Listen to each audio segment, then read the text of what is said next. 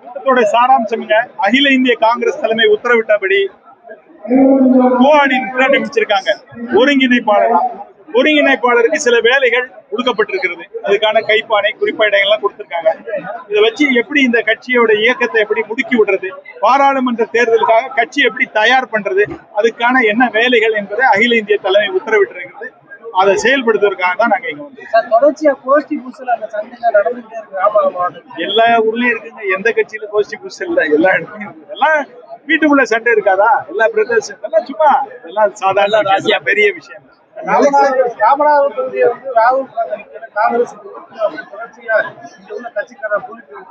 அது நம்ம கோரிக்கை வைப்போம். ஆனா அவங்க தான் அதை பத்தி முடிவு எடுக்கணும். எனக்கு இங்க கொடுக்கப்பட்டது வந்து அரசியல் கட்சியை ரெடி பண்றதுதான். அதனால அந்த வேலையை மட்டும் நான் பாக்குறேன்.